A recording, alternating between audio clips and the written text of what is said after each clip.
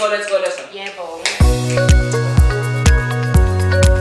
Hi, I'm Glendo. And I'm Kopano, Welcome to Black Gurls Be Cray. the podcast that tries to help you get off that mental health struggle bus, sis. Wow.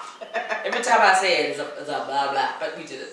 Let's go. Yeah, I mean, I think to call it a mental health struggle bus is very much locating it where we are and what we're trying to do. Yep. It's explaining that mental health is hard and it takes effort, it takes time, and it takes resources. Episode 2 is Bipolar, which is our favorite friend.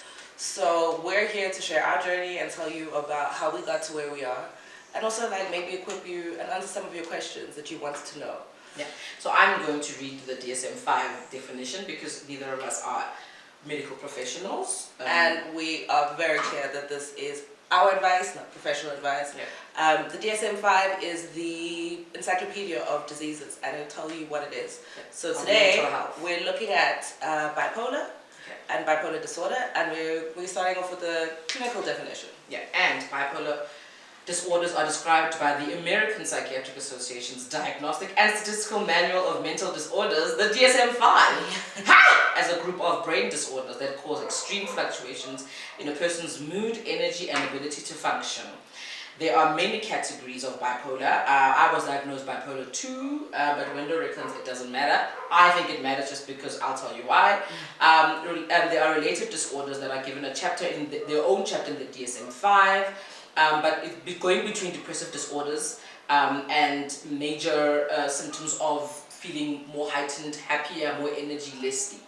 Mania! It's cycling through that, sis, and that's basically what it is. I'll talk about how I was diagnosed. Yeah. So here I was a high-functioning middle manager at an organization. I had a husband and a daughter, and between the toxicity at work, but also all the things I was lying to myself about, I had my first breakdown, and my daughter was only 2 years old when I had that breakdown. And I remember waking up and going, I can't. There wasn't even a word for what I can't do. It meant I couldn't. I can't. I didn't want to get out of bed. I didn't want to be mothering that day. I didn't want to be here that day. And that was the first time that I was hospitalized. I did not know about psychiatric holes, that you can be in a psychiatric hospital for 21 days for observation and diagnosis. Until that moment, I had not tried to take my own life. However, the second time I was taken in, I was seriously considering that. So I was, on the bus out of life. The first time was very hard for me because I was a mom. There were so much guilt about you have a small child and you should be at home. And 21 days is a long time. To be away from your 2-year-old. And I remember the visits that we would have on the weekends, I would just weep because I should be there with my 2-year-old. So it was a very hard moment. The initial diagnosis that I had before that was just depression, which came from, what is it called now? I've forgotten, the one you get after babies. Oh, postpartum. Postpartum depression was my gateway. I had a baby and I didn't sleep. I thought she was going to stop breathing. I went weeks without sleeping. I thought she was going to be sick. I thought I had so much anxiety after I had a baby that it just cycled from anxiety into depression. So and 2 years of that. You lived 2 years of that before you got a bipolar diagnosis. Yes, I did. And then I got a bipolar diagnosis, bipolar 2. And bipolar 2 is really the sad bipolar, and it's like the poor man's bipolar in my opinion. Because other people get to be manic and be on the edge and having a great time, but my version of bipolar is mostly depressive, with small amounts of mania. So that's my story. I think it's our dark humor that makes it seem that mania is fun. It's not fun, guys. It's obviously not. It's obviously not fun because if it was, we would do it for entertainment. But it is an interesting thing. So the difference is mania. One of the biggest differences, mania you can only see in retrospect. It's very hard to catch someone whilst they're manic.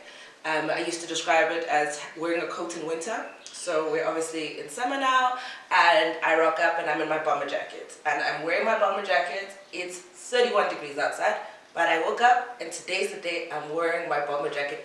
I am sweating, but I'm wearing my bomber jacket. You are mistaken in your assertion of the heat. Yep. The bomber jacket is where I'm at, and that's alive. Yep. And that is the best way to kind of describe mania. It's this completely different reality to everyone around you. It doesn't make any sense. But if, like, my bomber jacket is from a really cool label, then people will be like, oh, you're being so avant-garde. Because that's the tricky thing about mania. It can make you look cool when you're not when you're not well at all. So our dark humor kind of makes it seem like the fun one, but the reality is it's tough when you can't trust your mind. So my bipolar diagnosis was, it's going to be 10 years. It's 2014, 2015. I need to confirm. But what happened was I was in a job, things were hectic, I was getting really depressed. I remember actually being at like someone's birthday party and we were playing with balloons. So there's this photo of me and like this balloons and I've got this massive smile. And I remember wanting to cry and just get into a corner and not talk to anyone. And I knew I wasn't okay, so the job I was at, they gave me a week off to go and find myself. So I went to visit a friend. And then towards the end of the week, I was like, maybe I need to see a psychiatrist. And I saw a psychiatrist through my mom, who works in mental health. So I saw a psychiatrist, and she said I had bipolar. I was like, sis, you're joking. That's not possible. I cannot have bipolar. It's not me. I have depression. Just going through a tough time. You've got it wrong. And that was its own thing. So then I told my friends, Nora. And she told me to go get a second opinion. And I was like, okay, cool. So I bumped into a friend who when I'd known them had been going through a really tough mental health time. And they seemed to have been balanced and like doing really well. So I was like, who's your psychiatrist? Can I contact them? And that's how I got with my current psychiatrist. She took one look at me. It's like maybe 10 minutes. In one of the episodes, Kopana speaks that like when I'm manic or like going through a tough time, I speak really fast. It's like a million and one thoughts at the same time. So she took one look at me and she was like, you definitely have bipolar. I think you need to be admitted. I think that, yeah, you're not okay. And you need to come in. I was like, I don't want to do that. Can't I do an outpatient? And she's like, no, you need to come in. I'll book a bed for you. You'll let me know if you're going to take it. But you need to come in. And I went home. And I had like a last weekend, and then I went in on the Monday. I remember my sister was here from Cape Town, and she was there with my friend, and they took me to the hospital. What were you expecting? What were you thinking is going to happen? I was terrified. I felt like I had failed. I felt like I had officially crossed into the loony bin, but I also felt like I can't go on like this, so I need to, sort it out. My job situation was pretty terrible because I was told before I went in that I need to delay my admission until they can sort out my contract, even though I had a doctor's letter say sis needs to go in.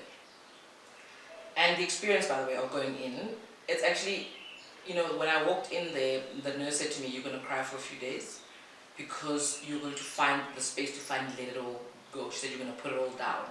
And I did. I counted 5 days straight. The hospital itself is not like a hospital. It's more like a care center. Yeah. But it is obviously, there's medication, there's doctors, there's nurses, there's psychiatrists and psychologists. They're there to kind of observe you. I always say to people that a bipolar diagnosis is not just something you see on someone's social media and oh, your mood is off. No. They test you. There's brain scans involved. There's that test involved. There are tons of conversations about your moods up and down. There's a history. There's anyone in your family. The diagnosis is not easy, but the way that people like to throw around bipolar is so funny to me because I'm like, and also when you hear bipolar, you're like, oh wait, I'm officially crazy. Yep. And you think Kanye, everybody constantly... Well, I mean, to be fair, we got diagnosed pre-Kanye. We were pre-Kanye, so watching Kanye is very annoying for me. I will stand by that till he's a dime because he gives mental health a bad name. He's exactly like, when I was talking about the jacket, because it's freaking Karl Lagerfeld, and he's running around in 31-degree weather wearing Karl Lagerfeld bomber jackets, he's cool.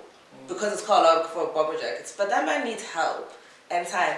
And also, the other thing about the mania and the depression, particularly the mania, depression not so much, the apology tour. After you've been, but we have to talk about what it is when you get to mania, right? Yeah. But I think we now got into where we were diagnosed and we were in the first level of our medications, and that medication made me so sick. Oh. I was sick for weeks. Oh. Lithium was the go-to back then. Yeah. Made me super sick. Works for some people, doesn't work for me. But you go through cocktails. Yep. Cocktails, they mix every this day. with that, mix that. The reason they keep you in there is to observe you and make sure that when they release you... What do you mean by cocktails? It'll be 4 or 5 medications. There's a mood stabilizer. Yeah. Currently we're on the same one, Dopacol, Seroquel. Yeah. There is an antidepressant. I've been through 4 or 5. You can sometimes be on 2 mood stabilizers and an antidepressant. You can go on an antipsychotic depending on how manic you were.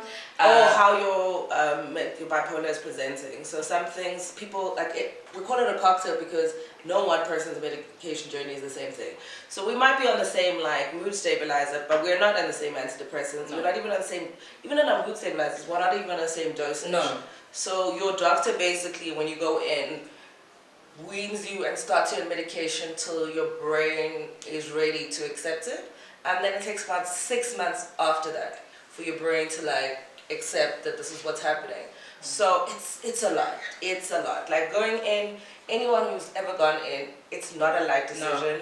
It's not fun. I don't know why it feels humiliating, but it does. Because it's an admission that I'm failing at life. For me, I walked in there and I was like, you've been successful your whole life. You've never failed. It was the first failure, and there was a 2-year-old child involved.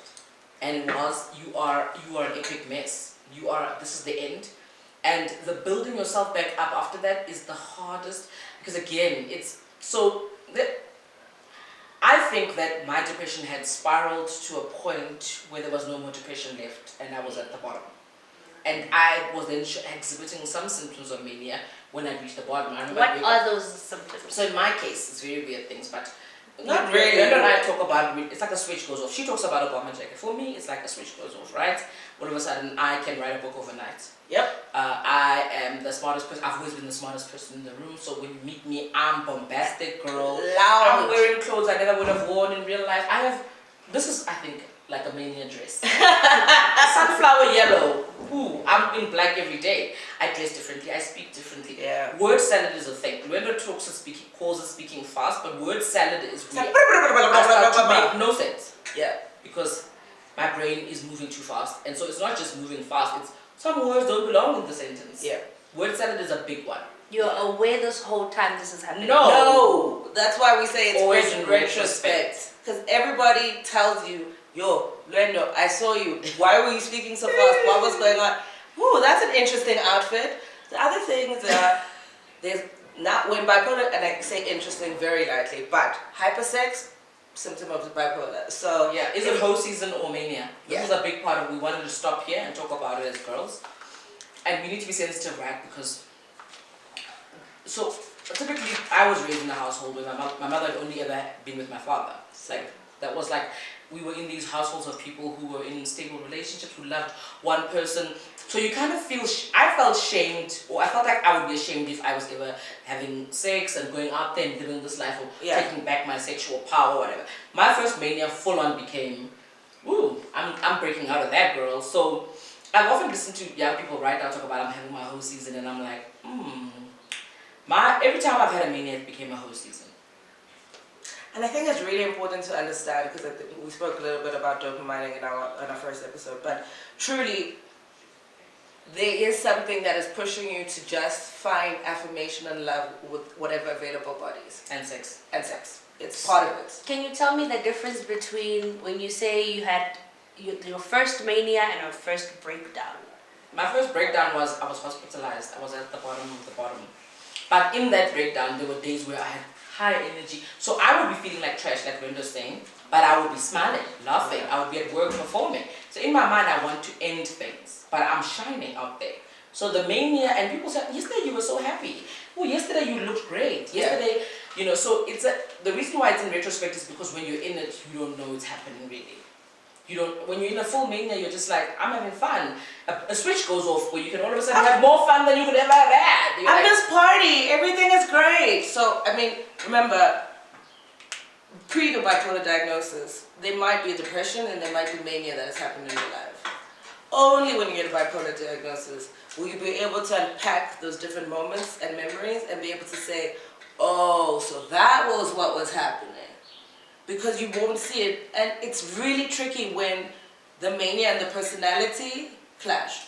So, hypersexuality is one of them. The other one is spending money. Yay! Spending money and bipolar are best friends. You are out here living. Like, people buy cars. My dad did that. Do go through losses, go to the casino. Like, it's so intense. When I manage my credit card, stops being a credit card and just becomes a place like a money source. So in my mind, yes. In my real mind, a credit card is a problem. In my mania mind, it's money. Like it's money to Yeah. be spent. Yeah. And holidays, so I did this long holiday after my divorce, girl. Eat, pray, love. I went crazy in Europe Where is your child? with my mom, and so what was happening is that we had shared custody arrangement. So, but we were also in the middle of the shared custody arrangement. And I always had my mom is like, I don't know how to explain. Like it's crazy. That woman is like, She's got your back in such beautiful ways. yeah. And so it was a work trip. It was a work trip. Officially, it was a work trip. We were going to MIPCOM, which is a big TV festival. I extended that trip, girl, and I went. And I traveled Berlin, Munich. I was in France. I met people I shouldn't have met. I went into people's houses I had no business being in. And for me, how I knew, actually I knew in that one that something was off, is I walked into somebody's house after like a Tinder conversation. And I said, this guy could either kill me, like this guy is not okay. I could tell just by like the fact that his flat was bare and white and there was a fridge in the corner and everything else was like crazy things. I knew, I was like, oh, this guy could hurt you and just bury you in his backyard, and I walked straight in. So for me, Mania will look like 2 weeks of straight shopping via Payflex, and then be wondering, why does money keep on getting on my account every 6 weeks? 4 installments, you'll be fine. And then you're like, no. Girl, you need to tell me about Payflex. No, maybe you shouldn't. No, I will not tell you about How you could buy stuff online and then pay for it in a few months? Oh, you buy it over like 6 weeks. I didn't know about that. 4 easy installments. Payflex, if you hear me, I'm your girl. I'm clutching my pearls, girl. If you hear me, I'm your girl. I'm here to represent the brand, because if you've got like a work function coming up and you need to go and you need to like look fresh, Payflex. See, but that's the other point, and that's why Mania is so dangerous, because it's funny. It's also useful. It's fun. And my problem with Luendo's mini manias is that she gets to have fun. I have one, guys, I'll have one mania a year. Yeah, so yeah. So the mania is definitely a whole other thing, and I think, to be able to have language for it and understand and know when you're going there, and this is why we call each other bipolar sisters, because honestly, to come there and be with like KP and say, yo, listen, I think I'm slightly manic, and understanding what was the trigger or what's going on, that's making me feel like mania is the only valid response. So especially with us with like treatment, I'm generally quite stable. But when I'm stressed, I act out like everybody else. But the way I act out is a little bit more than the average person's because of my bipolar. But I try to balance it. There are good days, there are bad days. There's days I win and days I lose. How do you guys get out of the mania? So I'll tell you about it, not get out of the mania, but I'll tell you about a thing we've done together where one of us calls the other one and says, I'm in this situation, it's this time of night, this doesn't feel right, do you think it's a mania? The other one will say, yes, get in an Uber and go home. And we are each other, because when you are in a mania, you don't listen to nobody. The reason Kanye ain't listen to nobody is because everybody's dumber than you, okay? But Luendo like somehow can break in and say, just take an Uber home. Like she's become that person of like, we don't know, maybe it's not, this feels unsafe, go home. And that's what we have when we say bipolar sisters. It's like, that sounds a bit mania-y. Go home, girl, or don't go there. And like, sister, you like where's this choice coming from? Like, how do you feel about it? Like, what were you thinking? Because you honestly, it's really tough because the depression is so immediate, right? The depression is so all-encompassing. Like, you're so sad and frustrated and tearful, and there's no doubt in your mind that you're depressed and triggered. But mania, you're just like, maybe I just want to have a good time. Yeah, maybe I'm having fun. I'm a single woman. Why can't I go out on a date with this guy, Do you guys know your triggers? What could be the triggers for different people, for you guys? For me, it's sometimes work. Maybe work is not working in the way that I would like it, and I feel maybe powerless, so I'm trying to gain control by buying shit or, doing stuff and having a fancy life. It can also be family sometimes. When you interact with your family, you can regress to like a childlike stage, and that can be really stressful because you have worked really hard to be a grown-up. It can be relationships. There's so many things, but it's not like a trigger in a traditional. It's not like a hairpin trigger. It's not like a today. I had a shit day at work. Tomorrow I'm manic. It usually builds up. So that's why for me, therapy is a big part of my healing journey, because if I'm honest with my therapist and myself, I'm able to have range for the complex and layered emotions that come up. So if I don't do that, then it will get worse down the line. Also, the build-up, my therapist is able to like dissipate it. those hard conversations in between can stop the build up. But give me money, girl. Like give me a sum of money. Like give me like end of a job, settlement money. I actually had it recently where like I ended a job and there was an amount in my account and I was like, I'm gonna buy a car. I've been saying it for weeks now. I'm gonna buy a car, I'm gonna buy a car, I'm gonna buy a car. And if it wasn't for the therapy and the fact that my husband is just like, no, I would have bought a car for no reason. My car is perfectly fine, but there's money in my account. That means I can go crazy. For me, every time I've gotten huge chunks of money, I've got, and it's instant. It's bah, ooh, yes. Guys, Let's it's go like on holiday. Let's buy a car. Let's go shopping. It's like this drive to get to the zero balance. I don't know how else to describe it. You're just spending money like it's water. And we know we shouldn't because we're responsible people. So for us, it's funny about the money, the mania and the money. Hey, because also that's how, and there's not tricks, but challenges, because bipolar in women looks one way, bipolar in men looks one way. Very different. So bipolar in women, let's put it this way, you have a list of symptoms and things that will make you say this person's bipolar. You don't need to have the full composition in order to have bipolar, but there are like things that make it different for men and women. So men, like that egotistical I am a god thing comes out way bigger. Women have it, but I mean, where are we gods? Only in our own homes, you know? So that kind of balance between who we are and what's going on outside is very, like the social role of a woman means that even by nature, your bipolar will be different. It'll be more personal. It'll be you telling everybody you had an issue with. Yeah. You finding the whole, like you're sitting at home and you've got a list. And I become confrontational AF, guys. I'm already a person to deal with people immediately. When I'm manic, say one thing. I remember this one woman said to me in a clicks, you speak so well. Ooh. Ooh. Ooh. I came for her. I came for her so bad she was in tears. Like I was like, your people have oppressed our people for so long, and the speaking of your language doesn't make me smart. You don't get to address me. Who are you? What the hell? Like I dealt with that woman in that clicks. But it's also, I'm so triggered when I'm manic that it's actually uncomfortable. Like, and it can be because we are a racial country. Like it can race stuff is easy. It's easy for any person to say anything about my accent or like Is this your child? Who does she look like? Then I'm going in, and I will go in until people are like, whoa.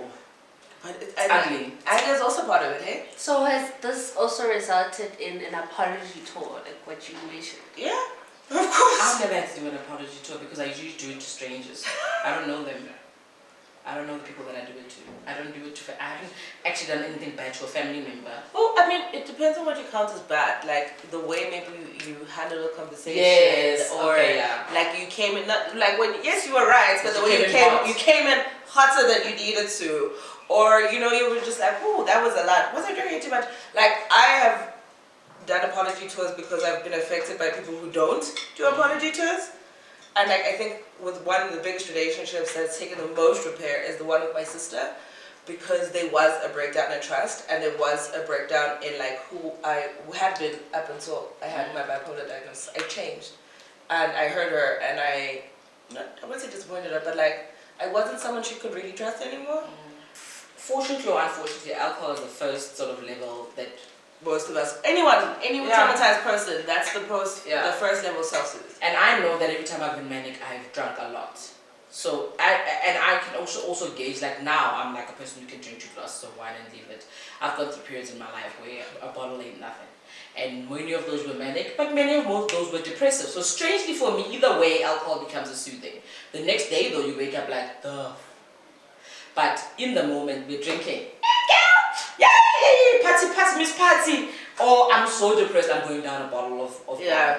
And being married to somebody who is now like a teetotaler, right, was the next level of me looking at my own alcohol habit to say, am I drinking too much?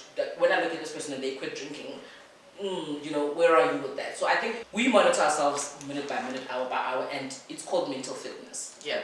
And our friendship is part of mental fitness. Our psychiatrist is part of mental fitness. For me, the gym is part of mental fitness. How I eat, because my gut reacts to all my anxiety, has to do with my mental. So I know the list of things that keeps me here and keeps me present and keeps me healthy. And that, my life right now is about ticking every one of those boxes to stay here, stay present, stay healthy, and stay a good mom, stay a good wife, stay a good daughter. So we are at the point where we know what those things are. But many people are at the beginning. And the point about this podcast is when you're at the beginning, right? Begin with getting help, however that looks. Yeah. Begin with being honest with yourself. If family is saying, I can't live with you because you're trash, begin with opening your mind to the possibility that something might be really wrong. And open the door to, I need help. Also, ask your GP. Go to your GP and be like, yo, I think something's wrong. I've been hearing about, like, because mental health TikTok is a huge thing. A lot of us are learning about our mental health through our phones, through Instagram. And go to your GP and say, yo, based on this, I think something might be wrong. And they can refer you to a psychiatrist, a psychologist. But you really, and that's why we call it the mental health struggle bus. You really do not have to be on this bus. You can get off the bus. You can get off the bus. You can get off the bus. Louder for the people at the back. back. You can get off the bus. So before we close off, a lot of people, the first thing would be, let me fix my relationship with God. Let me fix my relationship with spirituality. Start praying more. I feel better. I envy them so much. Like, what do you say to that? The spiritual stuff is interesting because Luedo and I talk about it a lot, and we'll bring somebody on who is a traditional healer and a bipolar sister, right? There's many things about the traditional vibes, ancestors, bipolar, and how they sit together and move around. Because if you are walking with somebody from the past, is it a bipolar episode or is it your ancestor? Yeah. Or is it both, right? There are questions to be raised about that. But spiritually speaking, when somebody said to me, when I was a Catholic, God can fix it, I prayed, girl. I wanted God to fix it. I didn't want to be in that hospital away from my daughter. Yeah. I prayed to God, whatever God that is, which is another conversation. If you can find healing and solace in God, I envy you. There is no right way to do it. But we're saying, just start the conversation about getting off the bus. Start getting help. Start talking about it. Start engaging. Don't sit in that bus until it drives off of the damn ledge. Like you really, we know it's hard. We know it's hard to ask for help. We know it's hard to like get the strength to ask someone and where to go. But we did it, and we're talking about it to you because we believe you can too. And also, I don't think we addressed the issue about suicide, right? And no. And I think because I think death by suicide. We can't run away from death by suicide. I've had suicidal ideation. It is a big part of my bipolar. It is a huge part. I think about if you were not here, it would be easier for other people. If you were not here, I think about that a lot. It's a big part. I'm not going to run away from that. I have suicidal ideation. I have attempted suicide. So I know what it feels like to be at the depth of that despair. And there is no shame in having those thoughts. Intrusive thoughts, we can unpack those. But I have intrusive thoughts about I'm not good enough. That have led me to the point of maybe I want to go. I still say my daughter has kept me here. Yeah. Because why did I bring her here and then decide to run away? I don't know who I would be if I didn't have a daughter. And I don't know if I would have succeeded in my attempt. So what keeps you here? Clarify and keep it. And be clear, I'm here for this. Yeah. We're not going to shy away from the fact that we think about it. Yeah. I think it's also quite a natural thing, especially like when it's like a scientific fact. When there's a suicide like in the media, like a high profile person, suicide rates go up. Because it brings the conversation into the room. It happens everywhere. So suicide rates go up. So people who have been thinking about it feel like if he did it, then I can do it too. And I think like when it comes to suicide ideation, there are two very important things. One, it's death by suicide. So the cause of death was suicide, not bipolar or mental health. You died by suicide. You were not in a position to make a healthy choice to live.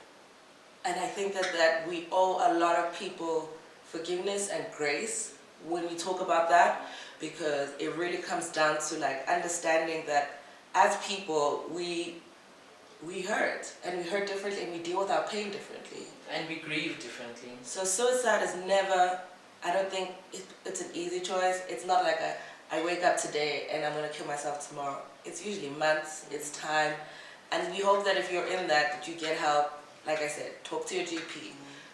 Like we'll have the South African. Yeah, we'll put some information down, and many of you have someone in your life who's been through the battle with mental health, and sometimes they're seen as like this pariah, this weirdo. If you have somebody in your life, who's been through it, they might be a good starting point too. I call myself a mental health advocate because I want people to say to me, here's where I am, give me help. I want to be able to say, here's the information. And I think how we deal with this is by empowering each other and talking about it. We're talking about it now, it's uncomfortable. We're not here, it's uncomfortable. But the thing is that maybe we might stop somebody from the struggle bus falling off of the damn cliff. So as we close off the bipolar episode of Black Gurls Be Cray, is to say to everybody that the suicidal ideation phase has happened to us, can happen to you, can happen to your friends and family. Be aware, try and educate yourself about language. If you feel that way, reach out. Like, I feel like people feel like there's no one they can talk to. That's when they take the final step. Yeah. After ideating, there has to be somebody. This has been great. It's been Black Gurls Be Cray. We appreciate y'all. Stay safe, stay healthy.